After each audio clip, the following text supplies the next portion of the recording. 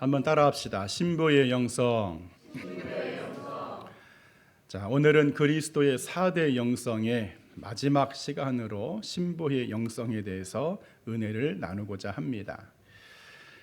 우리가 신부하면 요즘에는 그 하얀 그 드레스가 생각이 나지만 연세가 있으신 분들은 예쁜 한복을 입은 그 신부가 그 얼굴에 연지곤지를 찍은 아마 그런 모습들이 떠오를 것 같습니다.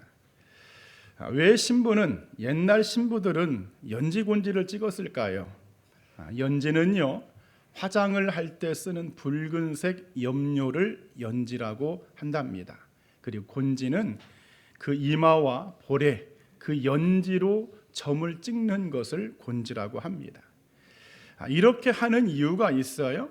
바로 순수와 순결의 상징인 신부에게 나쁜 것들이 오지 못하도록 막아준다는 의미로 그렇게 했다고 합니다. 사랑하는 여러분, 오늘 전화 여러분들은 예수 그리스도의 신부들인 줄 믿습니다. 그런데 어떤 신부냐? 우리가 즐겨 부르는 찬양의 가사 중에 세상 유혹 속에도 주의 순결한 신부가 되리라. 그래, 성도는, 신부는 성령으로, 보혜사 성령으로 연지곤지를 찍은 그런 거룩한 신부가 되어야 할 줄 믿습니다. 오늘 여러분의 영성이 여기까지 다 들어가기를 주님의 이름으로 간절히 축원드립니다. 여러분, 우리가 앞서서 백성의 영성, 종의 영성, 아들의 영성을 나누었어요. 물론 백성의 영성도 좋은 영성이죠. 그렇지만은 이 백성의 단계에 머물러 있으면은요, 신앙생활이 굉장히 의무감에 빠져서 즐겁지가 않습니다. 여러분, 백성은요, 왕을 마음대로 만나지 못합니다. 나라의 임금님이 백성이 내가 당신 좀 만나고 싶다고 하면 그래 만나줄게, 그런 임금 없습니다. 그렇기 때문에 이 백성의 단계가 되면은요, 믿음 생활을 하긴 하지만은요, 답답한 신앙 생활을 할 수 있다는 거예요. 이 단계에서 한층 더 올라간 여러분 영성이 종의 영성인데, 종은 백성보다는 더 높게 올라간 사람입니다. 왜냐? 종은 주인과 한 울타리 안에 삽니다. 늘 주인을 가까이 하고 살아요. 주인의 음성을 듣습니다. 물론 그렇지만 이 종도요, 한계가 있어요. 뭐죠? 자신의 권리가 없다는 거예요. 오직 주인의 권리만 있기 때문에 자신의 권리가 없는 한계가 있습니다. 이 종의 영성에서 한 단계 더 올라간 것이 바로 지난 시간에 우리가 나누었던 아들의 영성입니다. 자녀가 되면은요, 한 지붕 아래 삽니다. 그러죠. 한 지붕 아래, 한 가정 아래 살아. 아버지가 아버지의 자식이기 때문에 아버지에게 아주 당당하게 달라고 요구합니다. 뭐 자기가 돈을 맡겨놓은 것도 아니야. 하지만 나 얼마 주세요. 필요합니다라고 당당하게 요구하죠. 이게 아들의 영성이에요. 하지만 이 영성도 한계가 있습니다. 뭐냐면 비밀이 공유되지 않는다는 겁니다. 여러분, 어떤 부모가 자식한테 막 시시콜콜 무엇이 어떻고 막 여러분 그런 은밀한 얘기 하지 않습니다. 이런 답답함이 있는 거예요. 이 아들의 영성에서 한 단계 더 올라간 여러분 그 영성이 바로 오늘 신부의 영성입니다. 신부가 되었다 하고 하면 같은 방에서 삽니다. 같은 이불을 덮고 삽니다. 주님의 것이 내 것이 되고 내 것이 주님의 것이 되고 서로의 비밀을 주고받는 깊은 사랑의 관계가 되더라, 그런 말이죠. 그래, 오늘 여러분이 신앙생활 하나님을 믿는데 나는 백성의 단계다, 신앙생활에 답답함이 있을 수 있습니다. 종의 단계다, 여러분 힘이 들고 고충이 있을 수 있어요. 자녀의 단계다, 뭔가 얻어지는 것은 있지만은 주님과의 그 긴밀한 비밀을 공유하지 못하기 때문에 역시나 여러분 좀 안타까움이 있지요. 그러나 신부의 단계가 되면은 주님과 내가 하나가 되기 때문에 비밀이 있고 놀라운 기쁨이 있다는 사실입니다. 그리고 결정적으로 너무너무 중요한 것은 장차 예수님이 공중으로 재림하신다고 성경에 나와 있는데, 그때 재림의 주님을 만날 수 있는 조건이 바로 신부의 단계입니다. 여러분, 오늘 저나 여러분들 반드시 이 신부의 영성까지 다 들어가기를 간절히 축원드립니다. 여러분, 우리의 믿음에도요 이렇게 단계가 있어요. 백성의 단계, 종의 단계, 아들의 단계, 신부의 단계. 이 단계에서 주님이 원하시는 단계는 바로 신부의 단계다, 그런 말이죠.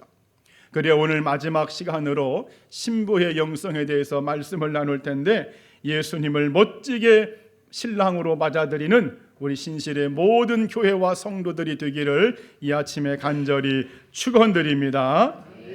자, 그러면 신부의 영성 첫 번째 말씀은요, 내가 그리스도의 신부임을 아는 영성입니다. 한번 따라합시다.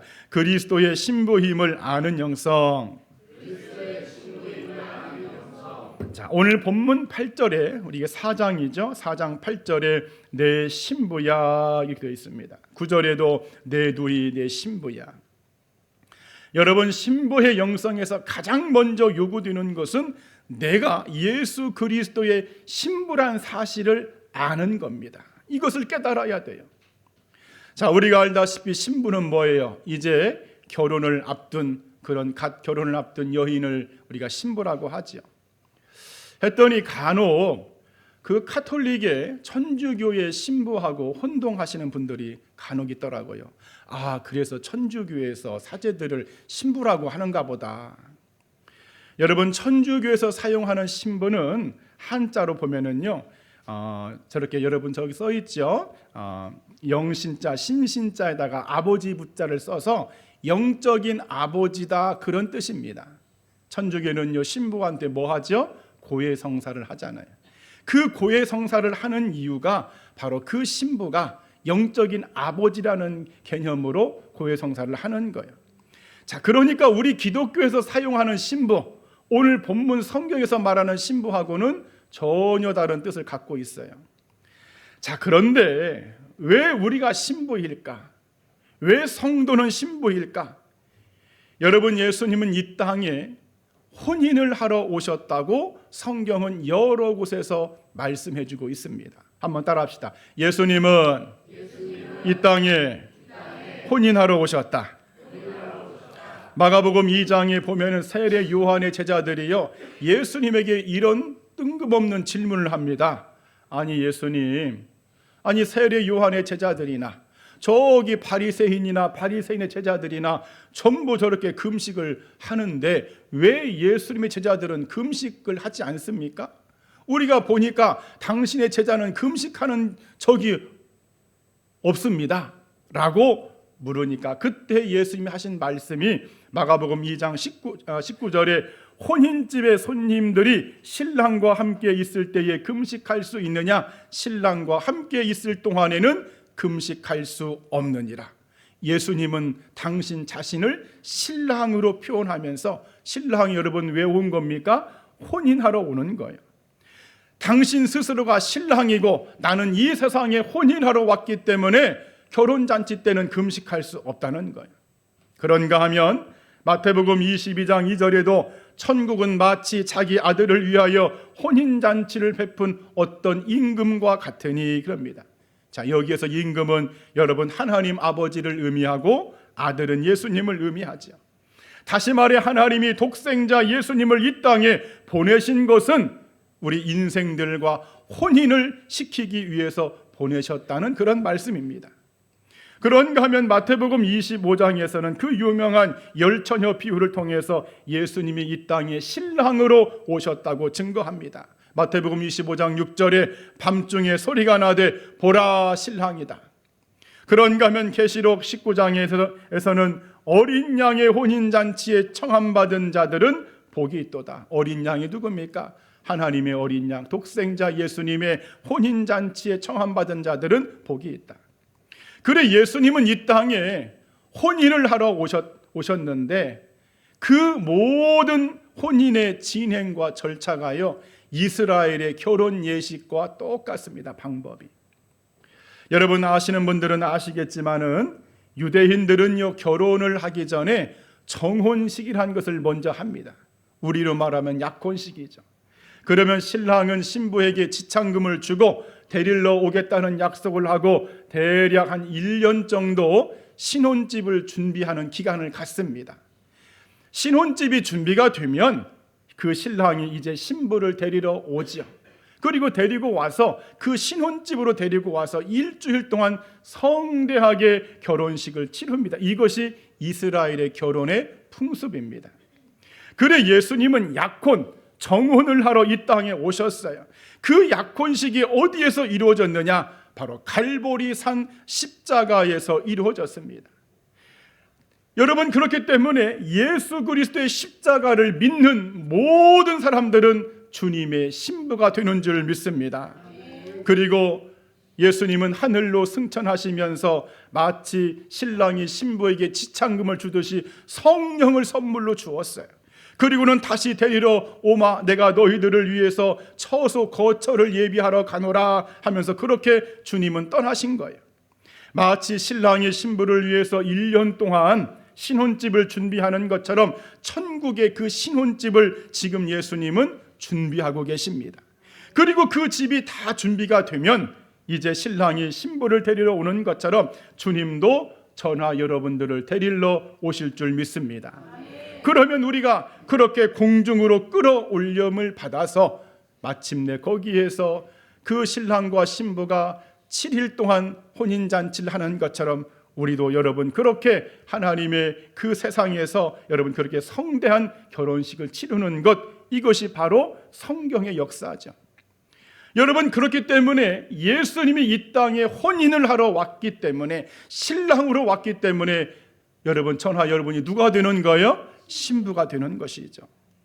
오늘 여러분들, 내가 그리스도의 신부임을 믿기를 축원드립니다. 혹시 그런 분들이 종종 있어요. 목사님, 저는 남자인데요.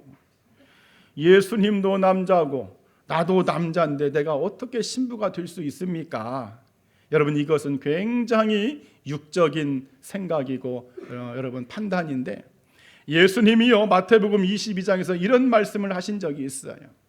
어떤 부활의 논쟁이 있을 때에 너희가 성경도 모르고 하나님의 능력도 모르는 거로 그 천국의 세상을 오해하는도다, 이렇게 말합니다. 그 천국의 세상, 하나님의 나라에서는 너희 몸이 지금의 몸이 아니고 너희 몸이 천사와 같을 것이다. 그때에는 너희가 남자 여자 이런 것이 없다는 거예요. 여러분, 그렇기 때문에 오늘 우리가 예수님의 신부가 된다는 것은 바로 그런 의미입니다.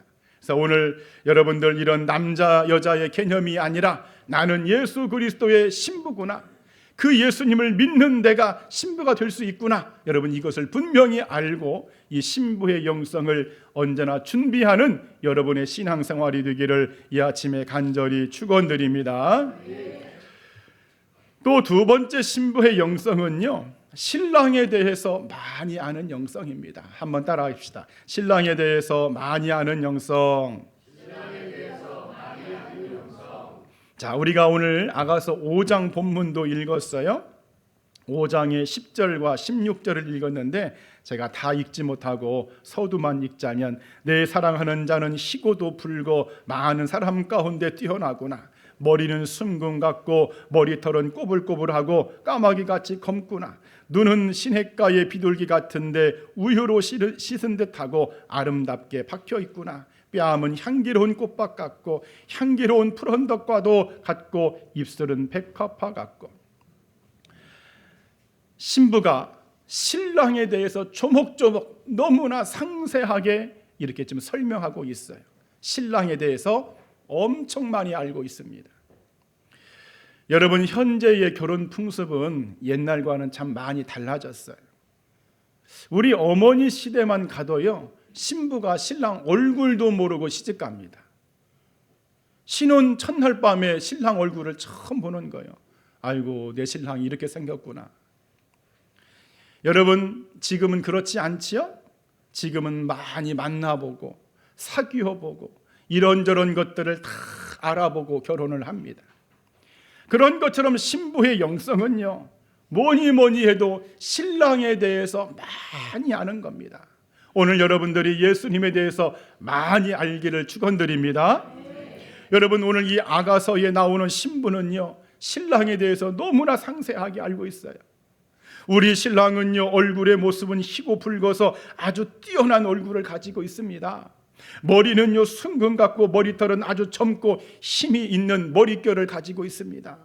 눈은요, 오직 자기의 짝만 바라보는 비둘기 눈처럼 그런 눈을 가졌고요.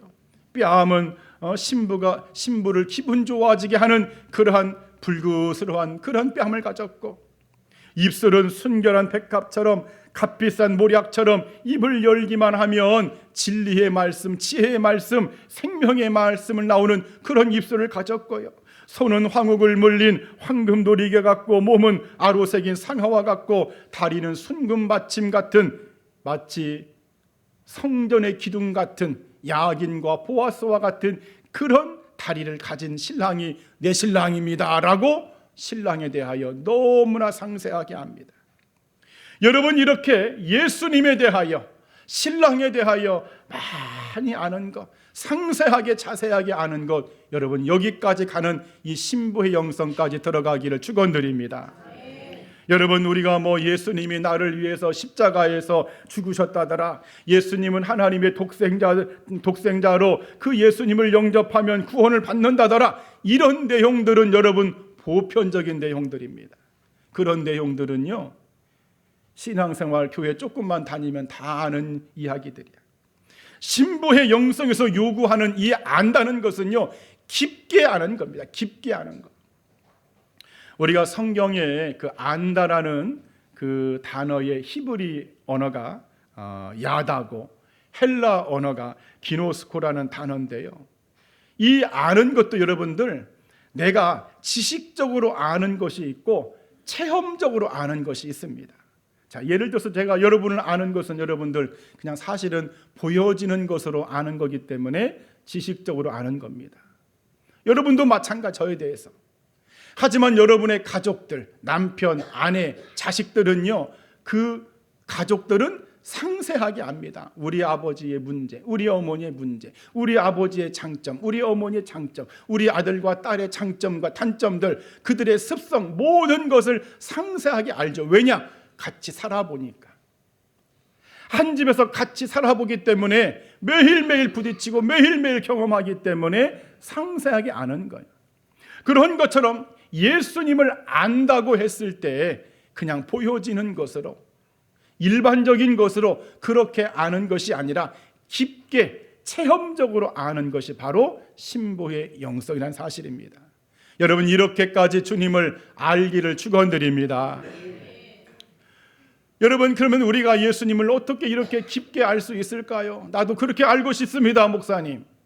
여러분, 마치 예비 신랑 신부가 서로를 알기 위해서 맨날 그냥 통화하고 밤이고 낮이고 연락하고 서로 만남을 가지는 것처럼, 여러분 성도는요, 기도를 통해서 예수님을 많이 만나야 할 줄 믿습니다. 기도를 통해서 예수님과 늘 대화하고 어떻게든 그 예수님과 많이 알려고 노력하는 것이 여러분 필요하다는 거예요. 그리고 또한 주신 성경의 말씀을 통해서 예수님을 많이 알기를 축원드립니다. 여러분, 성경은요, 예수님이 우리에게 주신 사랑의 편지, 러브레터라고 제가 말씀을 드렸어요. 그 편지 안에는 예수님이 어떤 분인지가 다 나와 있습니다. 성경의 모든 것은 예수님을 주제로 여러분 기록했다고 예수님 자신이 말씀했습니다. 이 성경은 나를 위해서 기록했다는 거예요. 나에 대하여 기록했다는 거예요. 다시 말해서 나에 대해서 너희가 진심으로 많이 알기를 원한다면 이 성경을 읽어보면 알 수 있다는 것이죠. 우리가 부르는 찬송가 96장에 예수님은 누구신가? 우는 자의 위로요, 없는 자의 풍성함이요, 눈먼 자의 빛이요, 병든 자의 고침이요, 죽을 자의 생명이요, 우리의 기쁨과 생명과 평화와 영광이 되시는 예수님. 여러분, 예수님을 많이 알기를 바랍니다. 앞서 말씀을 드린 대로 보여지는 것, 지식적으로 아는 것보다 체험적으로 알아야 됩니다. 그 종교 박람회라는 책이 있어요. 종교 박람회. 앤소니 드멜로라는 사람이 쓴 그런 책인데, 여기에 그런 이야기가 있습니다. 교회에 나간 지 얼마 안 된 사람이 예수님을 믿은 지 얼마 안 된 성도가 아주 불신자를 만나서 친구를, 자기 친구가 아주 불신자야. 오랜만에 만났는데 이복의 자네가 교회를 다닌다네. 자네가 예수님을 믿어? 예수를 믿어? 그렇다네.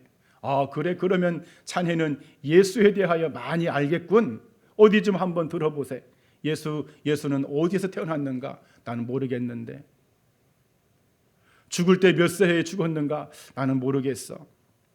예수가 설교는 몇 차례 했는가? 나는 그것도 모르겠네.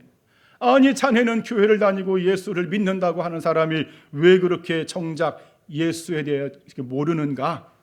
자네 말이 맞네. 내가 이렇게 너무 몰라서 부끄럽고 미안하구만. 하지만 나는 이것만큼은 알고 있다네. 나는 3년 전에 주정뱅이였다네. 나는 3년 전에 빚을 잔뜩 지고 있었지. 가정의 행복은 산산조각이 났었고 저녁마다 우리 자식들이 내가 집에 들어오는 것을 무서워했었다네. 그러나 이제는 술도 끊었고 빚도 다 갚았지. 우리의 가정은 회복되어서 내 자녀들이 내가 집에 들어가기를 그들이 소망하고 나를 기다리고 있다네. 그리고 이 모든 것이 바로 내가 예수님을 믿어서 된 것임을 나는 알고 있다네. 사랑하는 여러분, 신부의 영성은요, 예수님을 알지만은 지식적으로 아는 것이 아닙니다. 은혜 안에서 체험적으로 그 예수님과 살아봐서 아는 이 알미 필요하다는 거예요. 그래, 오늘 저나 여러분들 예수님에 대해서 많이 알도록 기도도 많이 하시기 바랍니다.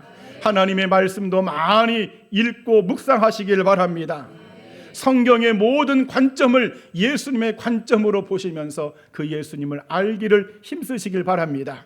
그리고 그 예수님, 내 삶에 들어오셔서 체험적으로 신랑 되신 그 예수님이 경험적으로 나한테 여러분 그렇게 이루어지는 그 알을 통해서 신부의 영성을 날마다 여러분들 아름답게 이어가는 우리의 신앙이 되기를 주님의 이름으로 간절히 축원드립니다. 마지막 세 번째 신부의 영성은요, 신랑과 혼인식을 준비하는 영성입니다. 한번 따라합시다. 신랑과 혼인식을 준비하는 영성. 신랑과 혼인식을 준비하는 영성. 자, 오늘 본문, 오늘 주보 5번째에 계시록 19장 7, 8절에 이런 말씀이 있습니다. 어린 양의 혼인 기약이 이르렀고 그의 아내가 자신을 준비하였으므로 그에게 빛나고 깨끗한 세마포 옷을 입도록 허락하셨으니. 여러분, 옛날에는 그런 일이 없었겠지만 요즘에 결혼을 앞둔 신부들은요, 신부 수업이라는 것을 받는답니다. 제가 궁금해서 그 내용을 한번 알아봤어요. 도대체 신부 수업이 뭔가? 그랬더니 재정관리, 가정을 세웠을 때 어떻게 재정을 관리해야 될까? 남편이 돈을 관리해야 될까? 내가 관리해야 될까? 그런 재정관리를 배우고, 부부의 소통과 갈등 해소, 부부가 서로 살면서 항상 좋을 수만 없잖아요.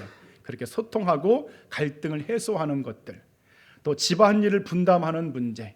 예전에는 여인들이 다 집안일을 했지만 지금은요, 그렇게 했다가 이혼당합니다. 남자들도 다 집안일을 해야 돼. 그런 문제들, 시댁과 친정과의 관계, 제일 어렵죠. 시댁과 친정과의 관계의 문제, 육아와 자녀에 대한 계획들, 또 몸매 관리, 꽃꽂이, 피부 관리, 이런 다양한 것들을 이 신부 수업에서 여러분 배우고 있습니다. 여러분, 그렇기 때문에 신부의 영성에서도 마찬가지예요. 신부의 영성은 바로 그 신랑 되신 예수님과 내가 혼인식을 지금 장차 치러야 되는데 내가 준비해야 될 나의 영적 신부의 수업이 있다는 것이죠. 여러분, 우리가 예수님과 치르는 혼인식의 정식 명칭은 따라합시다. 어린 양의 혼인잔치. 우리가 들어가야 될 그 식장의 공식 명칭이 어린 양의 혼인잔치입니다. 우리는 그 어린 양의 혼인잔치의 식장에서 이제 장차 신랑 되신 예수님과 혼인을 치러야 되는데 무엇을 준비해야 될까? 바로 신부의 영성은 신부의 옷을 먼저 준비하는 것입니다. 여러분, 사실 결혼식장에서도 신부를 가장 돋보이게 하는 것이 뭐지요? 드레스입니다. 드레스. 이 드레스를 어떻게 입냐에 따라서 신부의 모습이 확 달라지죠. 그러면 여러분, 영적으로 이 신부의 드레스는 어떻게 준비하는 것이냐? 주보 6번 계시록 7장 14절에 이는 환란에서 나오는 자들인데 어린 양의 피에 그 옷을 씻어 희게 하였느니라 그럽니다. 여러분, 신부의 옷은요, 세상적으로 만들어지는 옷이 아닙니다. 오직 어린 양의 피로만 만들어집니다. 한번 따라합시다. 신부의 옷은 오직 어린 양의 피로만 만들어진다. 다시 말은 내가 예수님이 나의 죄 때문에 십자가에서 죽으셨다는 그 사실을 내가 확실히 믿고 그 예수님을 내가 영접하고 나의 신랑으로 분명히 모신 사람만이 이 신부의 옷을 준비한 사람이다, 그 말입니다. 하지만은 교회는 다녀도 예수님이 나를 위해서 십자가에 죽으신 것이 믿어지지가 않아. 그것이 나에게 영접해 되지 않아. 여러분, 그렇다면 그 사람은 신부의 옷을 입을 수도 없고 만들 수도 없습니다. 오직 신부의 옷은 예수 그리스도 어린 양의 피로만 가능하다는 사실입니다. 오늘 여러분들 예수 그리스도의 십자가의 은혜를 언제나 굳게 믿고 그 십자가를 의지하며 살기를 축원드립니다. 그게 신부의 옷을 만드는 방법이에요. 그런가 하면 계시록 3장 5절에 이기는 자는 이와 같이 흰옷을 입을 것이요 그럽니다. 무슨 말이냐? 여러분, 신부가요 결혼식장에 왔는데 신부의 옷을 입지 않고 그냥 드레스를 자기가 들고 가. 나는 너무 불편해, 이 옷이. 나는 불편해서 나는 집에서 입던 체육복 입고 그냥 신부의 옷은 내가 들고 갈래. 여러분, 그럴 신부 없지요. 다시 말해 신부의 옷은 입고 들어가는 것이지, 입는 옷이지 무슨 쇼핑백에다 넣어가지고 가지고 가는 옷이 아니라는 거예요. 그러려면 무엇이 필요하냐? 이기는 자가 되어야 할 줄 믿습니다. 쉽게 말해서 내가 교회를 다녀. 저 사람을 보니까 교회를 다니네, 예수님을 믿는 것 같네. 여러분, 그렇게 해서 입혀지는 옷이 아니라는 거예요. 정확하게 영적인 싸움에서 이기는 자만이 입을 수 있는 옷이 신부의 옷입니다. 여러분, 지금의 이 시대는 제가 볼 때 여러분이 생각했던 것보다 훨씬 더 마지막 때에 가까이 왔습니다. 저도 원래 이런 얘기 잘 안 하는 사람인데 여러분, 굉장히 가까이 왔습니다. 제가 언제 시간 있으면 한번 지금 전 세계에 돌아가는 영적인 이 판세를 한번 여러분 이렇게 오후에 특강 한번 할 텐데 여러분, 굉장히 가까이 왔습니다. 여러분, 그렇기 때문에요, 마귀는 우리가 입었던 신부의 옷을 벗기려고 해. 마치 요셉이 입었던 채색 옷을 그 못된 형들이 벗기는 것처럼 어떻게든지 이것을 벗겨가지고 신부가 혼인식에 못 참여게끔 하는 것이 여러분 마귀의 여러분 전략이죠. 여러분, 그러나 어떤 어두운 칠흑 같은 그런 고난과 역경과 환난이 믿음의 방해 요소들이 우리 삶에 온다고 할지라도 여러분, 반드시 여러분 이기는 자가 되어서 이 신부의 옷을 아름답게 입고 혼인식을 준비하는 우리 모두가 되기를 축원드립니다. 그리고 신부가 준비해야 될 것이 바로 등과 기름이죠. 주보 8번의 마태복음 25장 4절에 슬기 있는 자들은 그릇에 기름을 담아 등과 함께 가져갔더니, 자, 열처녀 비유에서 지혜로운 다섯 처녀가 등과 기름을 잘 준비해서 신랑을 맞이했더라, 그런 말이죠. 여러분, 이 등과 기름에 대한 전통적인 해석이 있습니다. 등은 뭐고 기름은 뭡니까? 등은요, 유형적인 신앙입니다. 우리가 교회에 나오고 출석하는 것들, 우리가 헌금 생활하고 봉사하고 전도하고 섬기는 이런 모든 유형적인 것들이 등이고, 기름은 하나님과의 깊은 교제 또는 성령의 충만한 내적 신앙생활을 의미합니다.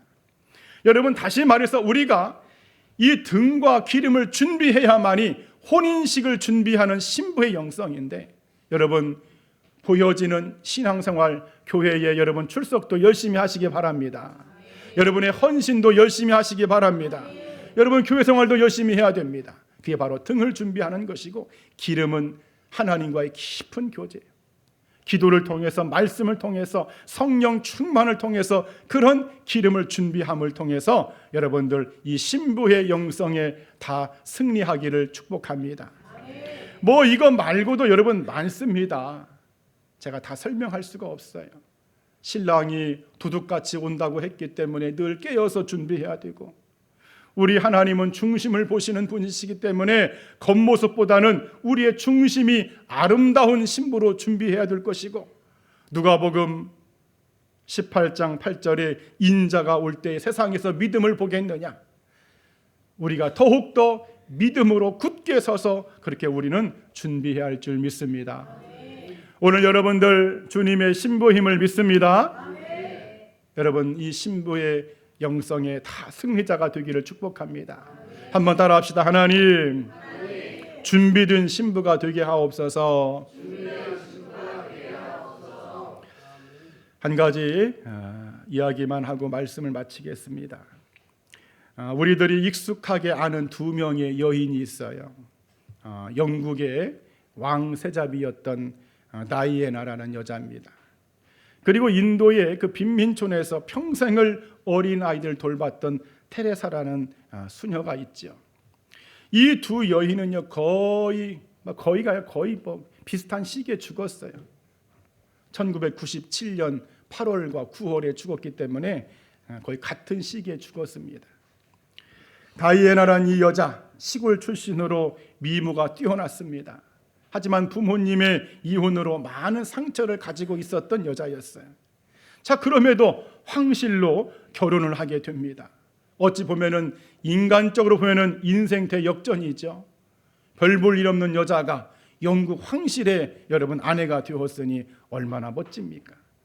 아마 자기도 자기 부모를 닮지 않아서 나는 절대로 우리 가정 이혼하지 않을 거야, 여러분 아마 그런 각오를 가지고 결혼 생활을 했을 텐데, 여러분 그런데 이 남편 찰스가 감당이 안 되는 거예요. 너무나 바람도 많이 피고 결국에는 이 다이애나가 죽습니다. 부부의 갈등 속에서 여러분 죽은 거예요.